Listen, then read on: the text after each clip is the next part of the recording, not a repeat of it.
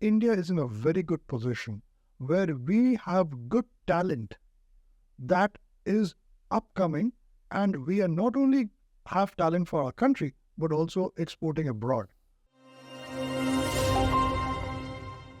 Hello and welcome to StratNewsGlobal. I'm Nitin Gokhale.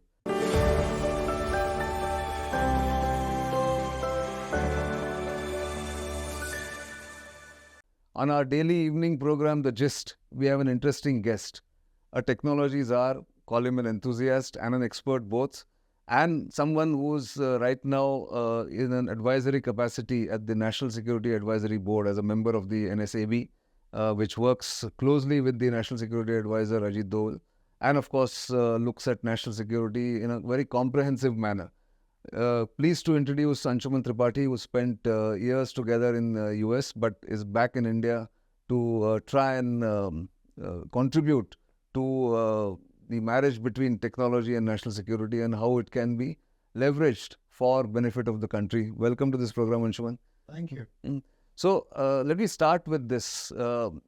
National security is no longer been counting like it used to be, how many ships, submarines or aircraft and how many troops that you have. It's gone much beyond that. What now people used to call non-traditional security or technology-aided security if you want. Where are we as far as national security being supported by technology, both traditional technology and upcoming technology? Your thoughts? Thanks for having me on your show. It's great to be here. And that's a great starting question because I think from a technology perspective and national security looks at capabilities. And capability could be a technology which is new or could be technology which is old. Traditionally, it's a combination. So many times we have to mix and match, and India is in a very good position where we have good talent that is upcoming, and we are not only have talent for our country, but also exporting abroad. So we're in a very good position in that respect. That's right. Now, if that is the case, what are you looking at in terms of contributing to national security as someone who's at a crucial advisory body? I will not say that you are in the executive position, but in a crucial advisory body which can actually set directions for a roadmap for national security aided by technology. So we are doing a lot of things. The essential part is we want to not leave anything out, coming up with frameworks where every aspect is taken care of. We're looking at R&D. We're looking at R&D spend. Is the R&D just mirrored in government, or we are also spreading our wings across the private sector as well? Because as you know, today, the military and civil fusion is going on. There's a lot of military-civil fusion. The entrepreneurial community is brimming with ideas. And now the wave is there to make the country strong, make the country a developed nation. So there are a lot of technologies which are in the private sector which are being brought in. We are working hard to get these two together and have a cohesive approach towards taking the national security forward. So this meshing of civil military talent or use cases, if I can put it that way, is something that is not really new in the world. I mean, the US has done it, the Chinese have done it, many other countries have done it.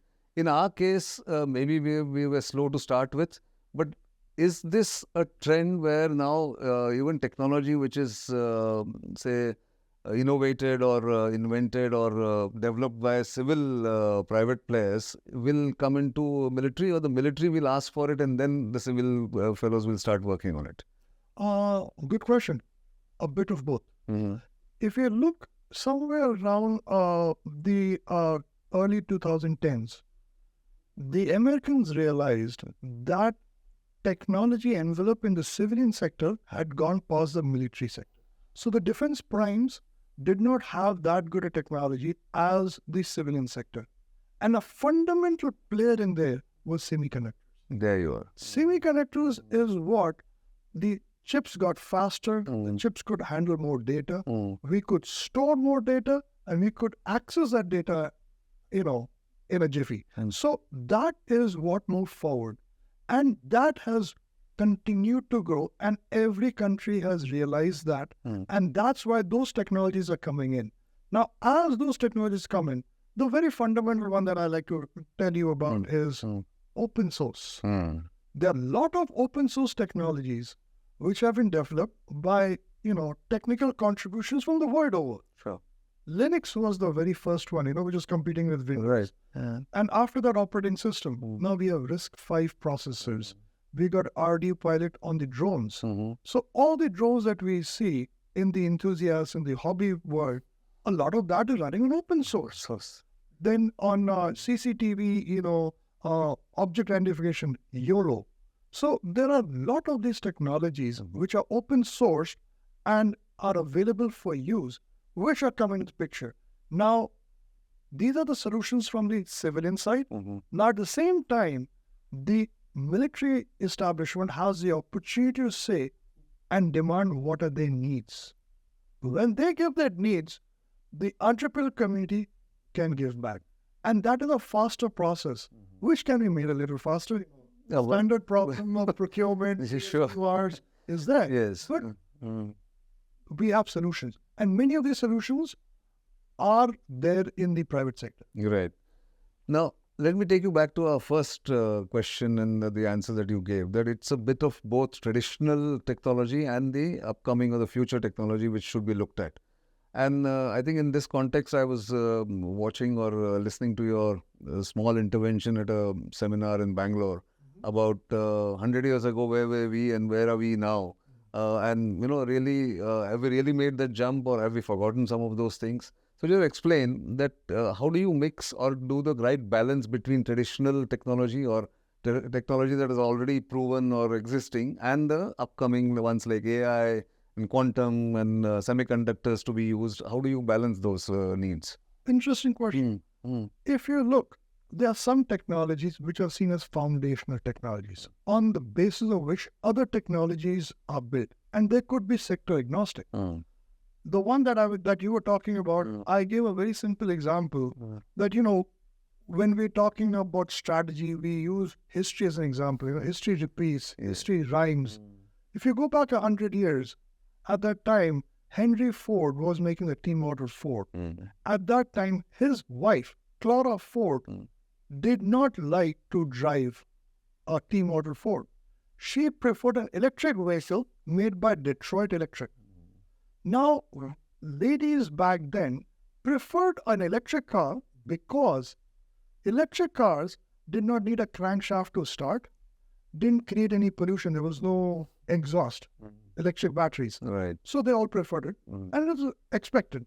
And from then, 1920s to now, 100 years, suddenly we have a spurt of new technology.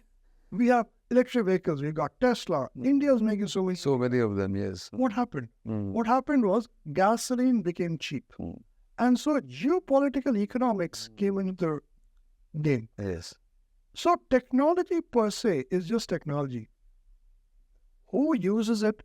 A simple military example is a gun is a gun. In the hands of a terrorist, it can create damage. In the hands of a police officer, it's there for protection. Correct. So technology, how you use it and how you don't, is dependent on other factors which are geopolitical and economics in nature. In the case of electric vehicles, one other key part which came in is silicon carbide chips. So Tesla was able to make a big push because of semiconductors. Once again, it proves back to is semiconductors. a foundational technology. Right.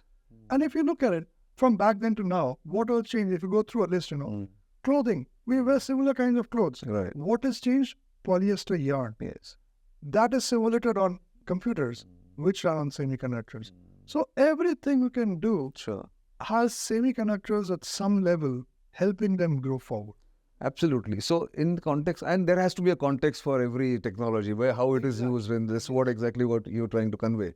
But let me come to the utilization of technology for national security. So one is, of course, the defense forces will use semiconductors, they will use AI or whatever they want, and ammunition can get better, more lethal, all that can happen.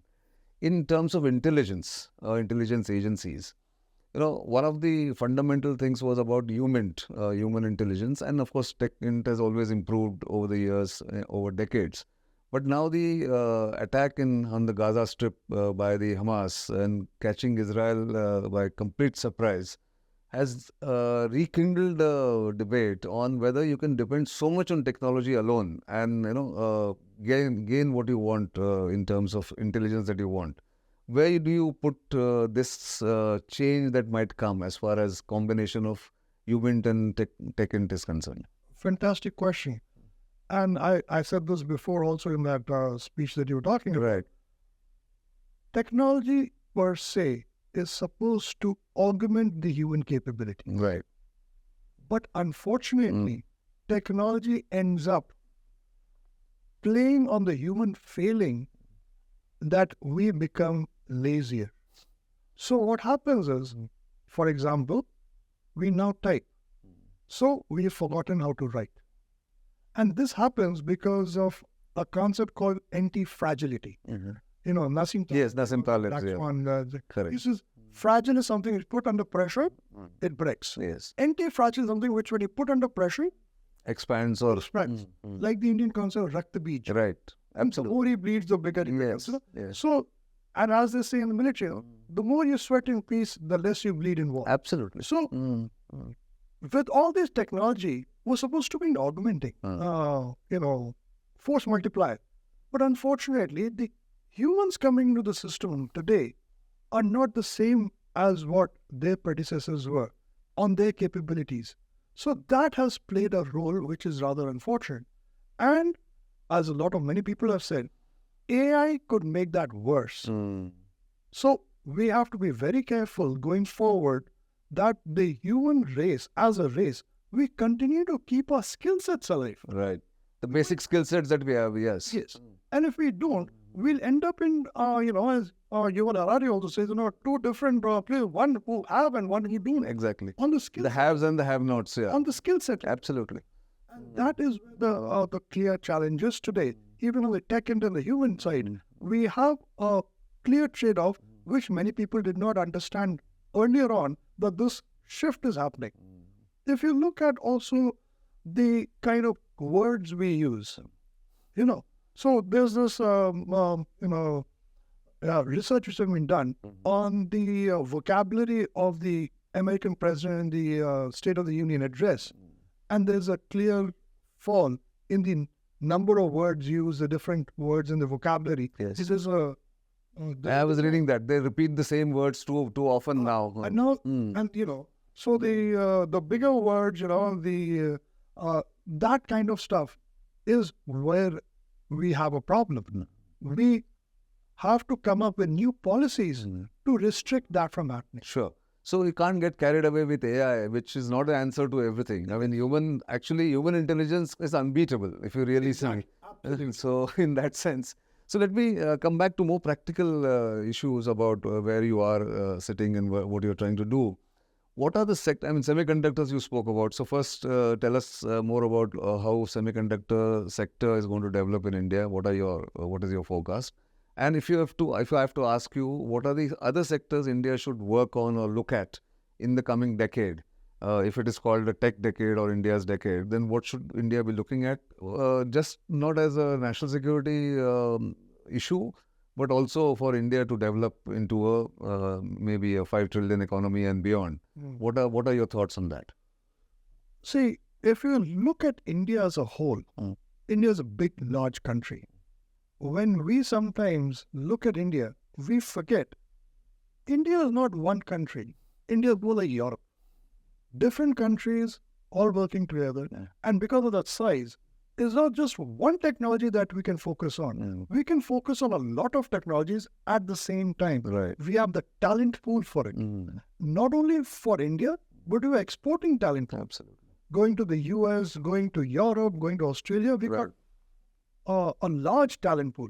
So this talent pool, as I said before, semiconductors. If you look at any fab in the world which manufactures semiconductor, any design house, there's a very high chance there's an Indian engineer who's doing it. So we have those traits. We have the education system, the infrastructure. Well, it needs improvement. What doesn't need it? Yeah, everything needs improvement. Exactly. Everything needs tweaking. Sure. But we have that size, that juggernaut size of talent pool. Right. And semiconductors. Another area is AI. because AI is going to be another foundational technology. Quantum. Now, quantum is one area which is going to, in my perspective, play a larger role in strategic sector and in national security, because quantum computers per se can only solve a very small, specific set of problems, and those problems are more amicable toward the strategic side than on the civilian side. They have more applications, let me say, Right. or we can say the generals are ready to pay more money for those solutions Sure. than the civilian side. They're much more effective solutions. Yes. That is one. Second part that is of interest is not just quantum computing, quantum technology in sensors will be able to provide you more data which present solutions might not be able to give you. So and that would also be on the strategic side. Right. So quantum is another area which will be there that we should be focusing on.